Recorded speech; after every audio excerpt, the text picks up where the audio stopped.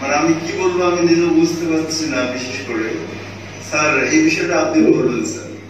কোনটা? রোকসানা না? রোকসানা পারভিনকে একটু চেনা চেনা মনে হচ্ছে। ওয়ালাইকুম আসসালাম। একটু বকা দেন। কাকে বকা দেবো? নয়ন বাবুকে বকা দেবো? হ্যাঁ, নয়ন বাবুকে বকা দিতেই হবে, কারণ নয়ন বাবু এত সুন্দর ফুটফুটে একটি সন্তান, তাকে সব সময় কম দেয়, রোকসানাকে সময় কম দেয়। এখন সে তার অফিস নিয়েই ব্যস্ত থাকে। আসলে একটা কথা বলতেই হয় রোকসানা, সেটি হলো যে অনেক ছোটবেলায় আমি একটা বক্তৃতা শুনেছিলাম একজন বড় আলেমের। তিনি বলেছিলেন যে সঞ্চিত করতে হলে কাউকে না কাউকে বঞ্চিত করতে হয়। সঞ্চিত তিনি করতে পারেন, কেউ না কেউ তার দ্বারা বঞ্চিত হয়।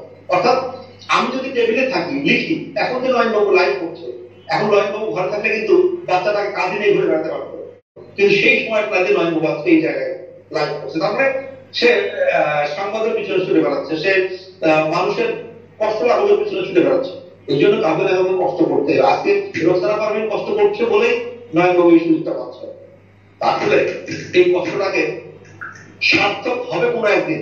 আমি দোয়া করি নয়নবাবু যেভাবে এগিয়ে যাচ্ছে, ইনশাআল্লাহ নয়নবাবু প্রতিষ্ঠা পাক পুরোপুরি হবে, সেদিন রোকসানার এই কষ্টটা সত্যিকার অর্থে সার্থক হবে। তো রোকসানা বকা দিয়ে দিলাম, তবে যত কিছুই হোক নয়নবাবু, সেটি হচ্ছে ঘর। ঘর যদি ঠিক থাকে, আমার সন্তান যদি মানুষ হয়, আমার স্ত্রী যদি আমার ভালোবাসার মূল জায়গা কেন্দ্রবিন্দু হয়, তাহলে সবকিছু আলোকিত থাকে।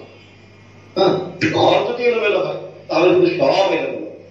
এই জন্য ঘরকে সময় দিতে হবে এবং সন্তানকে সময় দিতে হবে। একটা কথা বলতেই হয় রোকসানা, সেটি হলো যে অনেক ছোটবেলায় আমি একটা বক্তৃতা শুনেছিলাম একজন বড় আলেমের। তিনি বলেছিলেন যে সঞ্চিত করতে হলে কাউকে না কাউকে বঞ্চিত করতে হয়।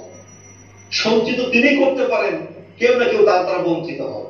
অর্থাৎ আমি যদি টেবিলে থাকি, লিখি, এখন যে নয়নবাবু লাইভ করছে, এখন নয়নবাবু ঘরে থাকলে কিন্তু বাচ্চাটাকে কাঁধে নিয়ে ঘুরে বেড়াতে পারতো, সে সুন্দর জবাই মিলে ঘুরে বেড়াতে পারতো, হাওয়া খাই বেড়াতে পারতো, আজকে মানে ওয়াইফকে সময় দিতে পারতো, কিন্তু সেই সময় কাজে নয়নবাবু আজকে এই জায়গায় লাইভ করছে। তারপরে সে সংবাদের পিছনে ছুটে বেড়াচ্ছে, সে মানুষের কষ্ট লাঘবের পিছনে ছুটে বেড়াচ্ছে।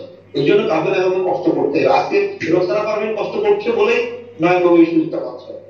আসলে এই কষ্টটাকে সার্থক হবে কোনো একদিন। আমি দোয়া করি নয়নবাবু যেভাবে এগিয়ে যাচ্ছে, ইনশাআল্লাহ নয়নবাবু প্রতিষ্ঠা পাক পুরোপুরি হবে।